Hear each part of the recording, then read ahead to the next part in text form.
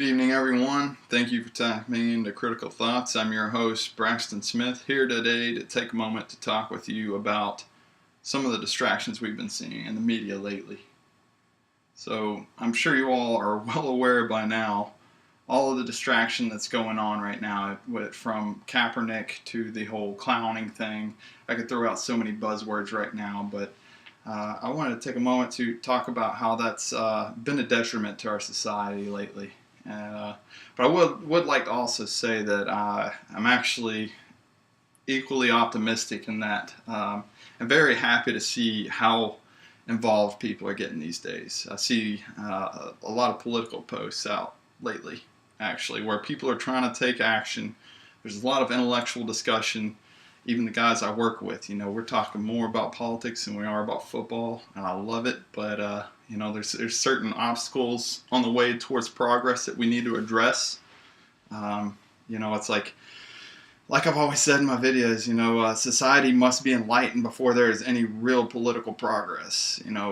We as a society, we've been moving towards big government because of, basically, bluntly put, it's because of intellectual laziness. It's like the government's there making decisions for us because we're too lazy to make them ourselves, like with healthcare, for example. Just a lot of people, prefer, myself included sometimes, prefer happiness over the truth on all levels throughout our life. I mean, here you have me right now drinking alcohol because sometimes I just can't handle the truth. Sometimes I need a little bit of happiness to get me through the day, but I mean, really though, on all levels. Here, got this knife for instance. So, how many times do you really ever see a good quality knife anymore? Usually it's some made in China piece of crap that you end up throwing away after a few years because you don't really take the time to see where it's made, to actually look at the quality of the metal and the quality of the design. It's just flashy. It looks good. And so you accept that happiness rather than digging for the truth. Okay, we see that even in the movie, even in Child's movie, they explained that to us. Coraline was a damn good example I saw recently, about a year ago anyways. You have a child that is set up with a very difficult decision, at least for a child especially, between a mother that stays in and cooks dinner and gives her hand-me-down clothes, and it's just a rainy day every day where she lives, and this parallel universe where the mother's taking her out to a carnival to have cotton candy for dinner and cake for breakfast, and which I like cake for breakfast sometimes, not gonna lie, but so it's a tough decision, but ultimately you see where it leads down to peril, leads to a road of peril, and ultimately our demise as a society if we actually go down that kind of path. And so what we got to do, we got to there's this thing, I'm sure with people my age and older, you probably understand white noise, right? The static. You had in the days back when they had TVs with antennas. I never thought I'd be explaining this on a video, but when TVs had antennas and you had to get reception, any reception that you didn't get was static, and that's what's also known as white noise. It's like distracts you from the actual picture that's on the television. And while that's gone, we still see white noise today in the media. And in Facebook, we see it in our newsfeed. This white noise, this distraction. And, you have the media right now. They're talking about, I mean, if they ever do talk about politics, they aren't talking about real politics. They're talking about what people usually take as being politics. It's talking about attacking the character of people. And while this is very important, a big problem with that is when you're only talking about character. You get beyond, like, we already know Donald Trump's a scumbag, but we know Hillary Clinton's equally, or I would even argue more so, a dirtbag. But is that really going to be the sole thing that we base it all on? Like, we haven't even taken a look at any of their policies or any of their principles. All right, I'll get more into that in a minute, but I also wanted to take a look at Facebook. You ever scroll through your news feed and you get some of the videos, like this one, for example. Oftentimes you're going to scroll right past it because it's not fun. It's not happy. It's not what you want to hear. Okay, so you forego that for videos. Reminds me a lot of Idiocracy. You'll watch a video where somebody getting their ass beat, though, or you're watching a video where that guy just got hit in the balls. Just like Idiocracy. Oh, my balls. It's all people watch. It keeps people distracted. It's happiness over the truth. It's ultimately the path away from enlightenment. And, ultimately that's how we end up where we are. And, one of the better examples I've seen on Facebook so far as keeping people distracted is this one story a friend of mine posted about how two parents apparently left their 4-year-old to go clowning. And I was like, that seems so familiar. And sure as shit, I looked back. And in my archives, and don't want to get too much into that, but I was going through my other news feed, the history, and I found where there was another story about the 4-year-old that got left home by the parents to play Pokemon Go. Because, that's the buzzword now. It went from Pokemon Go to clowning. It's like they copy and paste and give you the new distraction. They give you, in some cases, a new narrative to follow. And you get enough into politics, and like I said, they give you a false narrative to follow rather than digging in and finding out both these choices are just through and through the crappiest choices that could ever be fathomed. Okay, so case in point, actually WikiLeaks just came out, and this is real media here. It's probably illegal for me to say this, but WikiLeaks just released in their emails about how Hillary Clinton's campaign actually funded Donald Trump and hooked him up so he would win the primaries. And we've seen this before where the DNC has this genius strategy to pick the crappiest. If you notice, the Republicans have been picking the crappiest candidate, right? Last time it was Mittens. The year before that it was McCain, and we had Ron Paul this whole time that would have crushed him. And revealed in this campaign, Rand Paul and Ted Cruz were on their hit list. They got rid of them real quick. Well, at least Rand Paul. Ted Cruz kind of hung in there. Still not my first choice, but again, far cry from Donald Trump, especially now. So they assassinated them real quick, politically, in this regard. So then you get left with Donald Trump. And if you notice, they've kept the powder dry on this guy, right? So you weren't really hearing much of anything other than his racist bigotry. But they've kept the powder dry and waited until he was elected, and then they really started to hammer him. October surprise, right? Now you have Donald Trump, all of a sudden, all these women coming out, oh, we were raped to death. And listen to all this slop that he's saying. It's just distractions. Just keep you distracted. Keep you distracted from the fact that Hillary Clinton was talking about going to war with Russia over emails. A lot of people haven't heard about that. I talk to people about it and it just blows them away. We're completely unaware about that. And I get more into their policies here in a minute. I just wanted to finish up with, continue on with, rather, the fact that, you have this so-called alt media. You have Alex Jones. You have Stefan Molyneux. A lot of these guys on the internet where the show's been exploding and people are just, they want to hear the truth. They don't want all these lies spewed by the media, because nobody trusts the media anymore. Media's like at a 4% trust rate with the public. And, it's because nobody trusts them, and yet still some people get their information from it because they still watch and they still dismiss, but in their subconscious, they're told that lie often enough that it becomes truth to them ultimately. They accept it as truth anyways. You get an information overload like you saw in 1984. It's just, you keep telling the same lies over and over again, and ultimately it becomes truth. So propaganda. Joseph Goebbels of the Nazi propaganda machine knew this to be totally fact, learned it from some of our politicians. But anyways, you get these people in alt media who realize that Trump was selected by the Hillary Clintons, by her campaign, to be the fall guy, to be a straw man, or the bad guy wrestler, I like to call it.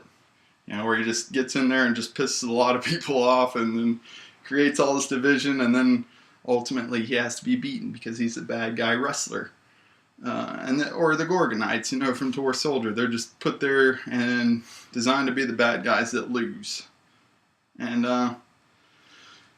they still back them up anyways. It's just a direct reflection where even the alternative media can't 100% be trusted. You got to question everything these days. But our politicians really are a direct reflection of who we are as a society. And that's why I say we have to change our society before our politics reflect that. You know, Trump, take for example, while we're talking about him, he's a reality television star. He lives off of pop culture. And, people like that and want that so much that you have these sociologists that take this information. They actually do a lot of data mining through search engines and other internet outlets, and they find out what are people looking into. Facebook, for another example, what are the keywords people are looking up, the buzzwords, and they build a narrative for each of these characters. And Trump's a damn good example of the product of that. People are into your reality television genre stuff, your pop culture. So that's why he's here. Hillary's here because, well, one, she's destined to be that way. She's got, she's next in line to the Clinton dynasty, next to be crowned. But two, us as a society, there's no accountability. We don't really care about accountability anymore. I mean, all you burnouts, all you Bernie Sanders supporters, where are you now? Occupy Democrats, where are you now? Here you are supporting a lady that ripped the stool right out from under Bernie Sanders and left him hanging, which has also been proved in the emails. She's contributed to the downfall of his campaign because everybody knows Bernie Sanders whooped her ass whole-handedly. Could whoop anybody's ass in this election. Not that I like him, but it's what America wanted. And what'd you get? You got the very entity you've been swearing that you were going to fight against, and now you're supporting her because you're following the media's narrative. So, it's a direct reflection of no accountability and just the indifference towards corruption. A lot of people just don't care. So, I want to take a moment to actually bring you real news, like about policies, for example, that the media won't talk about. Since they want to, in every one of these debates, just talk about scandals, let's talk about the fact that Donald Trump, for example, for all you conservatives out there, did you know that he was for common sense gun control and agreed with Hillary Clinton during, I think it was the second debate, I want to say. It was during the second debate that actually it was the first debate. So he agreed with common sense gun control, which, if you already know, isn't really common sense. It's more like what we already have in place, or it's some very totalitarian stuff where you just completely get rid of due process. Did you know he's also for universal health care? That's kind of a biggie. Nobody likes Obamacare, but Trump care, I mean, it's Trump, so it's cool. Then you have, what's the other big one? Oh, just recently, he just came out and said student loan forgiveness. All you people that ever bashed Bernie Sanders followers, if you still support this guy, now's the time to be quiet about that. All right, so Hillary Clinton, though, what are her policies? One that scares me most, and just hands down, enough said. I mean, you just look at her policies, she's a slime ball. Not her policies, but her history. Total slime ball, stinks of corruption, stinks of death. But let's just talk about the fact that she actually came out and said, paraphrasing a little bit, but said that because her emails were hacked, okay, I'm spinning this a little bit. Because her emails were hacked, she's willing to take military action on Russia. Now, what she actually said was, because Russia was hacking our internet and, as a consequence, got into classified materials in her emails, that we should start responding militarily. Neocons love her. The guys that want to go to war love her because she is so willing to go to war with Russia right now. What you might not have heard is Putin, for the first time in decades, I think since the Cold War, if not World War II, enacted a drill involving 40 million people for a possible nuclear war drill. He's also issued a decree for all Russian citizens to move back from the United States to Russia. No reason why, but he did come out and say that he fears that with a Hillary Clinton presidency, there would be nuclear war. Don't hear about that, though. You just hear about the clowns running up and down the street. I haven't seen one yet. I wouldn't slow my car for one, but there I go, slipping into the stuff that doesn't matter. But meanwhile, we've got World War III at our doorstep because Hillary Clinton, in all likelihood, will win. Again, I'm willing to bet $200 on that. Still waiting for any takers. And then Gary Johnson. I kind of want to bring him up real quick. You know, he catches a lot of flack too from like Rachel Maddow and the young turds. They're out there spewing all this BS about what Aleppo. Any of them, like honestly, if any of you are watching right now, did any of you know what Aleppo was? Do you know anything about it? Do you think Hillary knew about it? Do you think Donald Trump knew about it? And if your answer is yes on any of those, you're lying to yourself. Okay, so again, it comes back to, what does it matter? Does that have anything to do with his policies? Is that going to reflect what you can expect as a citizen living under a Gary Johnson presidency? I defy anybody out there right now watching this, if you aren't libertarian, you aren't ANCAP, and you aren't following Gary Johnson, without looking up, I defy you to list in the comments below exactly what problems a libertarian would actually have with Gary Johnson. Where is he inconsistent in his principles? There's a few, and that's why Critical Thoughts hasn't endorsed him, because there are some holes in him. I might vote for him, but there's holes in his platform. Huge holes. Completely unaddressed by anybody in the media. So, my plea to you is pay attention to what the media is spewing out there.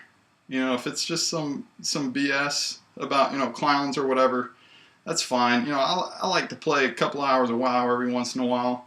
I like to have my drinks. I like to live a little. I understand if you want to watch some football, but I mean, really though, like think about who you're giving your mind and your time to when you watch politically involved videos where all they do is just slander the other candidate for stuff that probably not even true, and even if it is, has nothing to do with us.